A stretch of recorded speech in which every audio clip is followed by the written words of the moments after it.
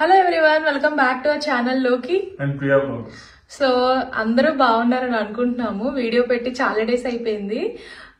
కొంతమంది కామెంట్స్ వచ్చాయి ఏంటంటే వీడియోస్ ఎందుకు రెగ్యులర్ గా లేవని. ఎందుకంటే కొంచెం కంటెంట్ బాగుంటేనే కదా సో చూసే వాళ్ళకి కూడా నచ్చుతుంది. కంటెంట్ కోసం అని కొంచెం అందుకనే లేట్ అవుతుంది. అండ్ ఆల్సో హాలిడేస్ అవి కూడా కొంచెం సహకరించాలి కదా మనకు తిరగడానికి. సో అందుకని వీటన్నిటి వల్ల కొంచెం లేట్ అవుతుంది. బట్ మంచి కంటెంట్ ఇద్దామని అండ్ మంచి ప్లేసెస్ చూపిద్దాం అన్నది మా గోల్. సో అందుకని హోప్ మీకు అర్థమైందని అనుకుంటున్నాము. అండ్ రెగ్యులర్గా చేయడానికి ట్రై చేస్తాము. బట్ ఈ రోజు వ్లాగ్ మాత్రం కంప్లీట్గా ఎండ్ వరకు చూడండి. నేను ఇక్కడ ఏమి రివీల్ చేయను. సో బస్ స్టాప్కి వచ్చాము. మనం ఒక 2 minutes లేట్ వస్తే బస్సు వెళ్ళిపోతుంది.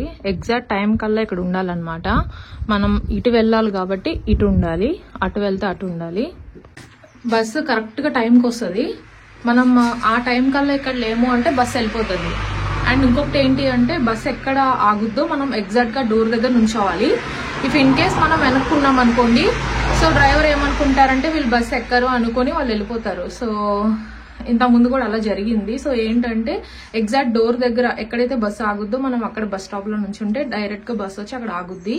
అండ్ ఎక్కిన వెంటనే డ్రైవర్ కి మనం మన టికెట్ చూపించాలి. ఆన్లైన్ టికెట్ ఉంటుంది. సో ఆన్లైన్ టికెట్ అంటే క్యూఆర్ కోడ్ ఉంటుంది అనమాట. లేదు అంటే ఒక కార్డ్ లాగా ఉంటుంది. సో అది చూపించినా సరిపోతుంది. ఒకవేళ ఇన్ కేస్ టికెట్ లేదు అనుకుంటే, టికెట్ తీసుకోవాలి అనుకుంటే ఎక్కిన వెంటనే డ్రైవర్ కి మనీ ఇస్తే ఆయన టికెట్ ఇస్తారు. టికెట్ ఇచ్చిన తర్వాత అప్పుడు ఆయన మళ్ళీ డ్రైవింగ్ కంటిన్యూ చేస్తారనమాట. సో డ్రైవర్ తప్ప వేరే పర్సన్ అయితే ఉండరు టికెట్స్ ఇవ్వడానికి చూడడానికి. ఇప్పుడే స్టేషన్కి వచ్చామా. ఇక్కడ వీళ్ళు ఏం చేస్తారంటే జర్మన్ ట్రైన్స్ వాళ్ళు యాక్చువల్లీ మనం ఆ పక్క ట్రాక్ మీదకి వస్తుంది మన ట్రైన్. లాస్ట్ మూమెంట్లో ట్రైన్ ట్రాక్ మారుస్తారు డిస్ప్లేలో. అది కూడా ఎప్పుడంటే ఇంకా ట్రైన్ ఇంకో 2 minutes 3 minutesలో వస్తుందనగా మారుస్తారు. ఫాస్ట్గా పరిగెట్టుకుని ఆ పైకి ఎక్కి మళ్ళీ అంతా ఫాస్ట్ పరిగెట్టుకుని మళ్ళీ ఇదంతా కిందకి తిరిగి వచ్చిన తర్వాత మన ట్రైన్ వచ్చేస్తుంది. అలా లాస్ట్ మూమెంట్లో ట్రాక్స్ మార్చినప్పుడు ఎంత ఫాస్ట్గా పరిగెట్టుకుని ట్రైన్ మిస్ అయ్యామనుకోండి మళ్ళీ ఇంకో ట్రైన్ కోసం వెయిట్ చేయాలి, లేట్ అయిపోతూ ఉంటుంది. సో లాస్ట్ మూమెంట్లో ఎప్పుడు ఇలా మారుస్తూ ఉంటారు. మాకు ఇది ఫస్ట్ టైం కాదు, చాలాసార్లు ఎక్స్పీరియన్స్ అయింది. పరిగెట్టుకుని మెట్లెక్కి మళ్ళీ ఇంకొకటి ఏంటి కింద నుంచి క్రాస్ చేయడాలు ఇలాంటివన్నీ ఇక్కడ ఉండవు. అలా ఉన్నాయంటే మనకి పంపించేస్తారు వెనక్కి మన కంట్రీకి అలాంటివి చేస్తామంటే. సో అలాంటివి చేయకూడదు యాక్చువల్లీ. సో పైకి స్టెప్స్ ఎక్కి పరిగెట్టుకుంటా క్రాస్ చేసుకుని మళ్ళీ మొత్తం అదంతా దాటి మళ్ళీ కిందకు వస్తాం ఎప్పుడు. అందుకనే డిస్ప్లే చెక్ చేసుకుంటూ ఉండాలి. డిస్ప్లే చెక్ చేసుకోకపోతే మన ట్రైన్ మిస్ అవుతాం. చాలా మంది కామెంట్ ఏం చేస్తున్నారంటే జర్మనీ రావాలంటే జర్మన్ లాంగ్వేజ్ కంపల్సరీయా అని అన్నారు. జర్మనీలో ఉండాలంటే జర్మన్ లాంగ్వేజ్ కంపల్సరీ. వీళ్ళకి ఇంగ్లీష్ రాదు అంతగా. విలేజెస్కి వెళ్తే అస్సలు రాదు. చిన్న ముక్కు కూడా వాళ్ళు కమ్యూనికేట్ చేయలేరు విలేజెస్కి వెళ్తే. సిటీ సెంటర్లో ఉంటే ఏదో మేబీ జాబ్ చేసే వాళ్ళు ఎవరైనా కొంచెం ఒకటో రెండో మాట్లాడతారేమో తప్ప జర్మన్ లాంగ్వేజ్ కంపల్సరీ రావాలి. ఇప్పుడు ఇక్కడ ట్రైన్ అనౌన్స్మెంట్స్ కూడా జర్మన్లోనే చేస్తారు. మనకు అర్థం కాక మనం అక్కడే నుంచున్నాం అనుకోండి ట్రైన్ వెళ్ళిపోతుంది. So German language compulsory. So levels ఉంటాయి, A1 A2 B1 B2 C1 C2. C2 వచ్చిందంటే వాళ్ళు ఫ్లూయెంట్ జర్మన్ మాట్లాడుతున్నట్టు అనమాట. సో ఇక్కడ సర్వైవ్ అవ్వాలంటే అట్లీస్ట్ A2 B1 అయినా సరే రావాలి. లేదంటే మనకి ఇంత కూడా అర్థం కాదు వీళ్ళ లాంగ్వేజ్. అన్ని అనౌన్స్మెంట్స్ కానీ డిస్ప్లేస్ కానీ అన్నీ జర్మన్లోనే ఉంటాయి. సో అది జర్మన్ లాంగ్వేజ్ ఇస్ మస్ట్ ఎవరైనా వద్దామని అనుకుంటే.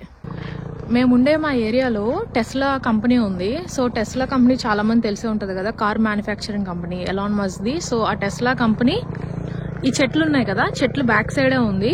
సో టెస్లా కంపెనీలో చాలా మంది ఫారినర్స్ వర్క్ చేస్తూ ఉంటారు, ఇండియన్స్ ఉంటారు, ఆఫ్రికన్స్ చాలా మంది ఉంటారు. సో వాళ్ళందరి కోసమని సపరేట్గా వాళ్ళకి train track and also bus కూడా ఉంది. నేను మీకు చూపిస్తాను. మీకు చెట్ల మధ్యలో బస్ కనిపిస్తుందా, అది టెస్లా బస్ అన్నమాట. అండ్ ఆ టెస్లా కంపెనీ వచ్చి చెట్లకు వెనకాలే ఉంది. మన ట్రైన్ వచ్చింది అప్పుడే. ట్రైన్ ఎక్కుదాం. ఇప్పుడే స్టేషన్ నుంచి బయటకు వచ్చాము. సో స్టేషన్ అది దూరంగా కనిపిస్తుందా. అండ్ ఇది బస్ స్టాప్. చూడడానికి ఇంత సన్నీగా ఉంది కదా. టెంపరేచర్ 0 degrees ఉంది. బస్ స్టాప్లో ఇలా బస్ టైమింగ్స్ ఇలా స్క్రీన్ మీద వేస్తారనమాట. ఇప్పుడు మనం 109 బస్సు 4 minutesలో ఉంది. సో ఆ బస్సు రావాలి. బస్ ఇప్పుడే దిగొచ్చాము. ఇంతకీ నేను మీకు ఎక్కడికి వస్తున్నామో ఎక్కడికి వెళ్తున్నామో అనేది చెప్పలేదు కదా. సో ఇవాళ ఎక్కడికి వచ్చామంటే చాలా ఫేమస్ ప్యాలెస్కి వచ్చాము. సో ఫైనల్గా ప్యాలెస్కి రీచ్ అయ్యాము. మనం ఈరోజు లోపలికి వెళ్దాం. ప్యాలెస్ లోపలికి ఒక రాయల్ ఫ్యామిలీ ఎలాంటి ప్లేస్లో వాళ్ళు ఉండేవారు అనేది తెలుస్తుంది. సో ఈ ప్యాలెస్కి చాలా హిస్టరీ ఉంది. నేను మీకు ఇప్పుడు ఫ్రంట్ నుంచి చూపిస్తాను వ్యూ, తర్వాత లోపలికి వెళ్దాము. ఇదే ప్యాలెస్కి ఫ్రంట్ వ్యూ చూడండి. RRRలో వాళ్ళు ఒక ప్యాలెస్ దగ్గర డాన్స్ వేస్తారు కదా, RRRలో నాటు నాటు సాంగ్. సో అలాంటి ప్యాలెస్ ఇది. ఆ ప్యాలెస్ కాదు, బట్ అలాంటి ప్యాలెసే మనకి బెర్లిన్లో ఉంది. ఈ ప్యాలెస్ నేమ్ వచ్చి చార్లెటన్బర్గ్ ప్యాలెస్ అంటారు. సో ఎందుకు ఆ నేమ్ వచ్చింది అండ్ అసలు ప్యాలెస్లో ఎవరు ఉండేవారు, ఎంత ఓల్డ్ హిస్టరీ ఉంది ప్యాలెస్కి అనేది నేను మీకు మొత్తం చెప్తాను ఇప్పుడు. సో లోపలికైతే వెళ్దాము. ఎంట్రన్స్లోనే ఎవరిదో స్టాట్యూ ఉంది, కింగ్ ఫ్రెడరిక్ అనుకుంటా. అండ్ ఈ ప్యాలెస్కి ఆపోజిట్లోనే ఇలా రోడ్ అనేది ఉంటుంది. సో ఇదంతా మెయిన్ రోడ్. ఇప్పుడు మనం లోపలికి వెళ్ళి టికెట్స్ తీసుకుందాము. మేము ముందు బుక్ చేసుకోలేదు టికెట్, డైరెక్ట్గా తీసుకుందామని. అంత క్రౌడ్ ఉండరు అనుకున్నాము. సో చూద్దాం.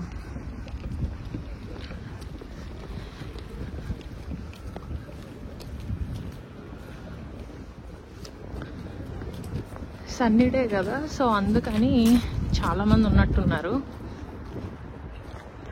అంత ఖాళీగా ఉందో, పీపుల్ అందరూ లోపల ఉన్నట్టున్నారు. World War II అప్పుడు ఆ పైన ఉన్న డోమ్ ఉంది కదా, డోమ్ మొత్తం డిస్ట్రాయ్ అయిపోయింది.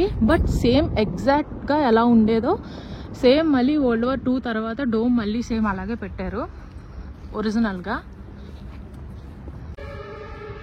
సో మీరు చూస్తున్న ఈ స్టాచ్యూ కింగ్ ఫ్రెడరిక్ 5 తినే ఈ ప్యాలెస్ ని కట్టించింది. ఈ ప్యాలెస్ ఎవరి కోసం కట్టించారనేది సాయిప్రియ చెప్తుంది.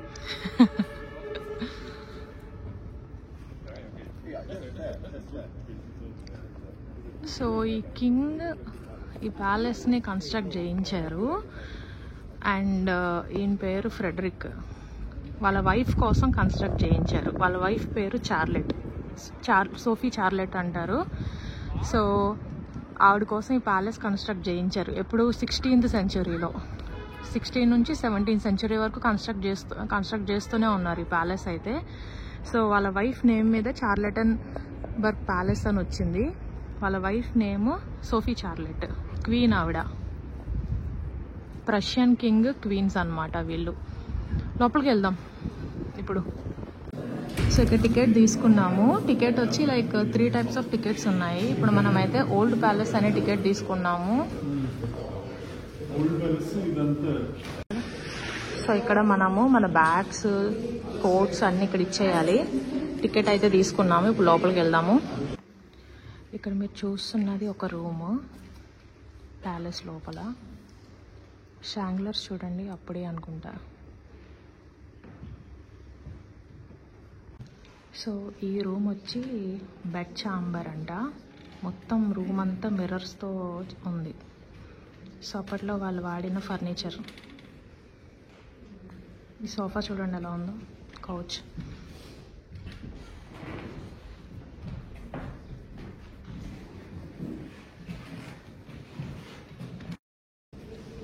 సో ఇవి అప్పట్లో వాళ్ళు వాడిన వాస్.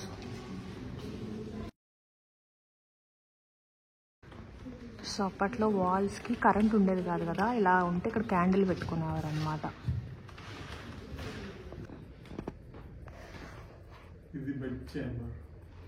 Bed chamber. సో ఇది బెడ్ ఛాంబర్ అంట.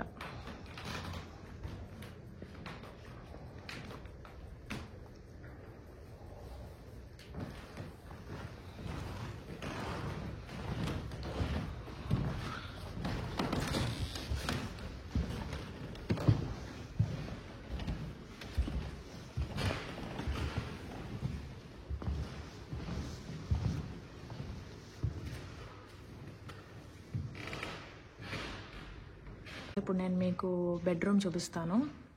కింగ్దో క్వీన్దో తెలియదు, ఒక బెడ్రూమ్ అయితే ఉంది ఇక్కడ, చూపిస్తాను చూడండి, చాలా బాగుంది.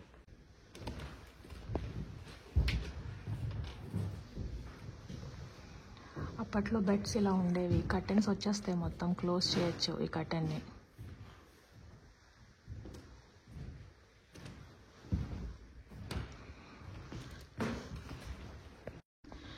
ఇక్కడ మీరు చూస్తున్నది పోర్సిలిన్ రూమ్. పోర్సిలిన్ అంటే ఏంటంటే అదొక మెటీరియల్. సో ఈ రూమ్ అంతా ఆ మెటీరియల్తో డిజైన్ చేశారు. జపనీస్ది అనుకుంటా పోర్సిలిన్ అంటే. ఈ గ్లాస్ ప్లేట్స్ అన్నమాట. సో ఇవన్నీ పోర్సిలిన్తో చేశారంట.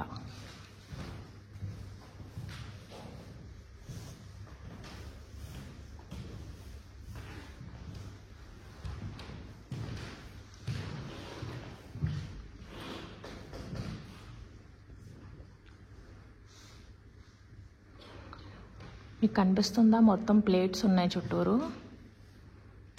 ఇవన్నీ పోర్సిలిన్తో చేసిన ప్లేట్స్. ఇవి జపనీస్ వాళ్ళు చేసినట్టున్నారు. జపనీస్ డిజైన్ ఇదంతా. నాకు తెలిసి అయితే జపనీస్ డిజైనే. మీకు ఐడియా ఉంటే కామెంట్ సెక్షన్లో కామెంట్ చేయండి, పోర్సిలిన్ డిజైనింగ్ ఏంటి అనేది. పెద్ద రూమ్. ఇది ప్యాలెస్లో చర్చ్ అంట. ఫస్ట్ టైం నేను ఓ ప్యాలెస్లో సొంత చర్చ్ చూస్తాను.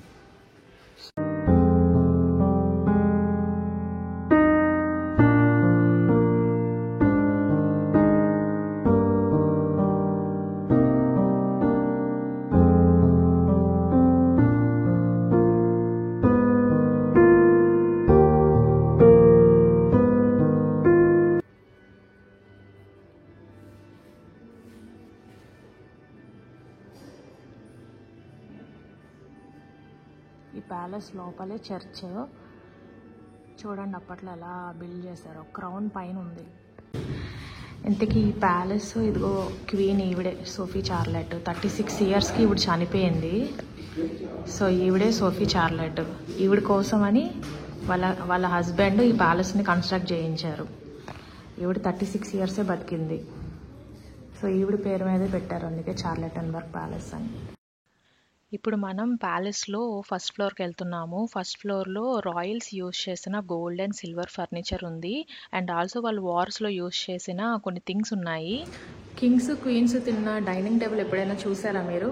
చూడకపోతే మీకోసం ఇప్పుడు నేను ఈ బిట్ చూపిస్తున్నాను చూడండి, ఆశ్చర్యపోతాం. ఎందుకంటే డైనింగ్ టేబుల్ మొత్తం ప్యూర్ సిల్వర్లో ఉంది. అమేజింగ్గా ఉంది, చూపిస్తున్నాను చూడండి. ఇదే ఒరిజినల్ డైనింగ్ టేబుల్. మధ్యలో చూడండి స్టాట్యూస్ కానీ బొమ్మలు అన్నీ ఎలా ఉన్నాయో. వాళ్ళు వాడిన స్పూన్స్ మొత్తం సిల్వరే.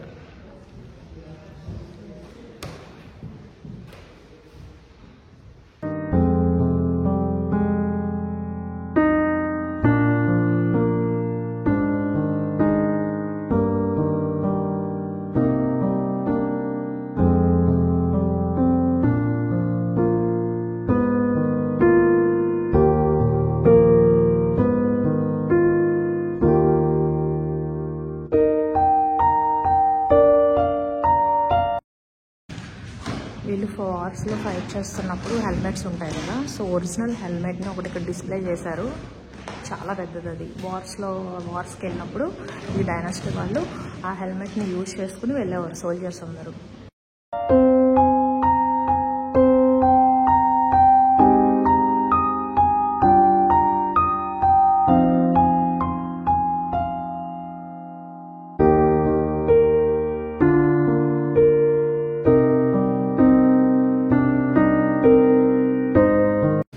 ఇక్కడ మీరు చూస్తున్నది ఇంపీరియల్ సీల్ అని ఉంది.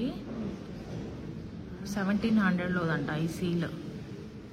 అండ్ వాళ్ళు కొరనేషన్ అప్పుడు ఈ క్రౌన్స్ అయితే వేసుకుంటారు. కింగ్ది క్వీన్ది కొరనేషన్ అప్పుడు వేసుకుంటారు ఇది. సో ఇది కూడా.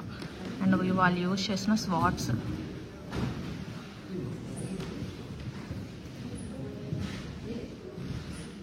ఇది మీకు గుర్తుపడితే చూడండి, ఫుడ్ దాంట్లో పెట్టుకుంటే దీంతో స్పాచులాతో సర్వ్ చేస్తారనమాట. అప్పట్లో కింగ్స్ క్వీన్స్కి వండిన ఫుడ్ దీంట్లో ఉండేది. వెజ్ హాయిగా వెజ్ చెప్పొచ్చు కదా. నాన్ వెజ్ని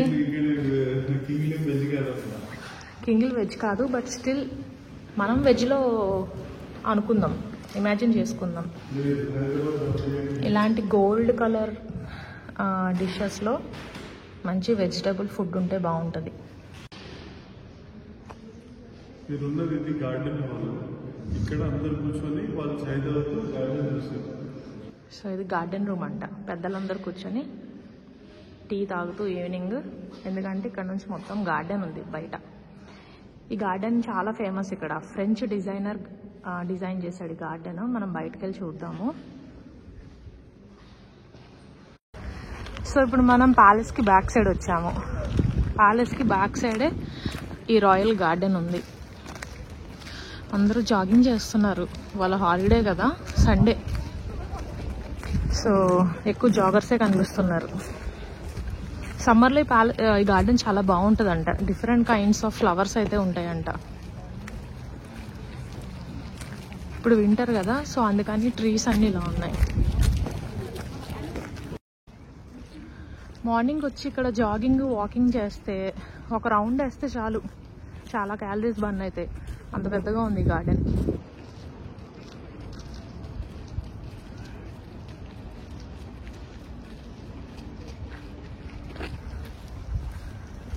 సన్ చాలా బాగుంది.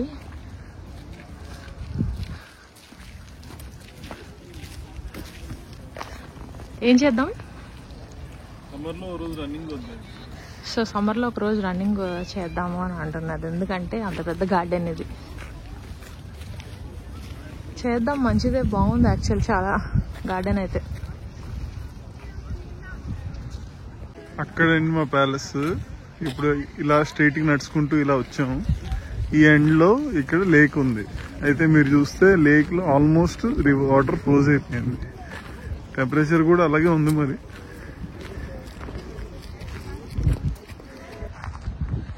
ఎలా అనిపించింది చార్లెటన్బర్గ్ ప్యాలెస్ అనేది కామెంట్ చేయండి. అండ్ మాకైతే చాలా బాగా నచ్చింది, ఎందుకంటే రాయల్స్ ఎలా ఉండేవారు అప్పుడు మనం లేం కదా, బట్ ఇప్పుడు చూస్తే అర్థమైంది అప్పట్లో వాళ్ళు ఎలా ఉండేవారు, ఎంత రాయల్గా ఉండేవారని.